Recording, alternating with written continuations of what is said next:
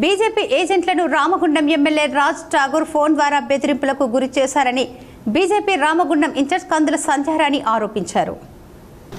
ఉమ్మడి కరీంనగర్, ఆదిలాబాద్, నిజామాబాద్, మెదక్ జిల్లాల ఎమ్మెల్సీ ఎన్నికల గురువారం జరుగుతున్న నేపథ్యంలో రామగుండం నియోజకవర్గం అంతర్గం మండలంలోని జెడ్పీ స్కూల్లోని పోలింగ్ బూత్లో బీజేపీ ఏజెంట్గా కూర్చున్న ఇద్దరికి కాంగ్రెస్ నాయకులు సెల్ ఫోన్ ద్వారా బెదిరించారని, తమ ఏజెంట్ల కోసం పోలింగ్ బూత్కు వెళ్తుంటే అడ్డుకోవడంపై పోలీసులతో బీజేపీ నాయకులు వాగ్వివాదానికి దిగారు.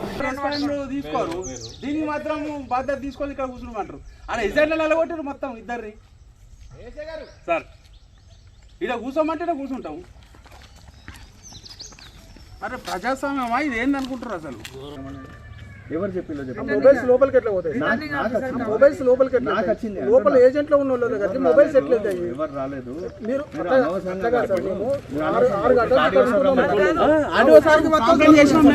కలెక్టర్ కంప్లైంట్ చేసినాం.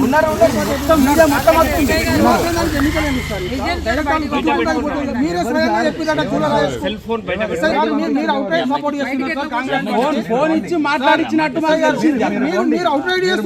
మీరు జూలర్ రాజేష్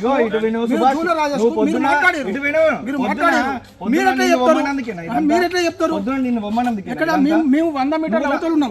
అవతల ఉన్నాం. నువ్వు నాకు చెప్పినావా? ఎప్పుడు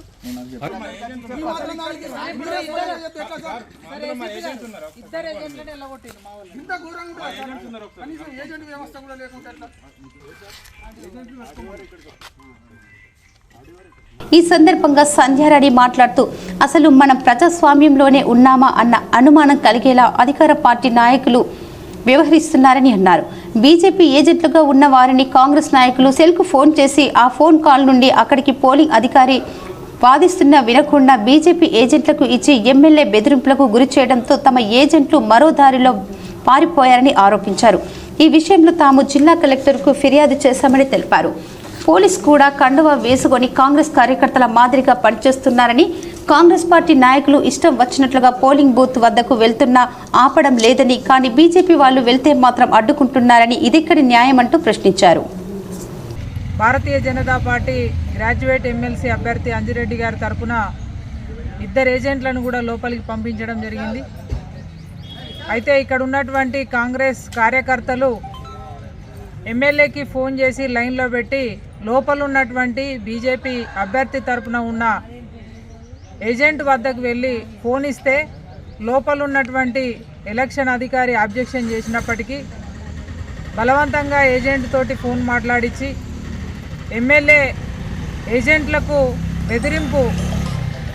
బెదిరించడంతో వాళ్ళు భయపడి బయటికి వెళ్ళిపోవడం జరిగింది.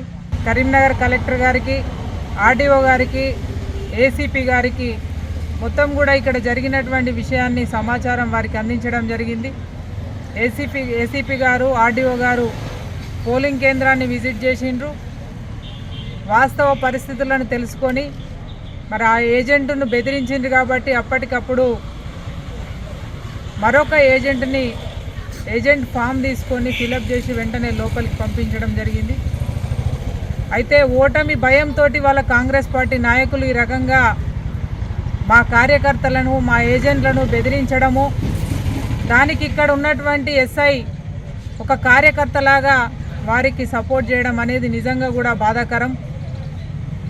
వాళ్ళు ఒక మాట మాట్లాడుతూ ఇక్కడ ఉన్నటువంటి ఆర్డీఓ గారు కూడా ఏజెంట్ లేకపోతే ఏమవుతుందని చెప్పి మాట్లాడుతూ ఉన్నారు. అంటే ఈ రకంగా వారి యొక్క ఆలోచన విధానం. మరి దీనికోసం ఎన్నికలు పెట్టడం ఎందుకు? డైరెక్ట్గా వాళ్ళే ఓట్లు వేసుకుంటే సరిపోతుంది కదా. ఎన్నికల నిబంధనలు ఉల్లంఘించి ఈ రకంగా మా కార్యకర్తలను, ఏజెంట్లను బెదిరింపులకు గురి చేసేటువంటి అధికారులపై వెంటనే తక్షణమే చర్యలు తీసుకోవాలని మేము డిమాండ్ చేస్తూ ఉన్నాము.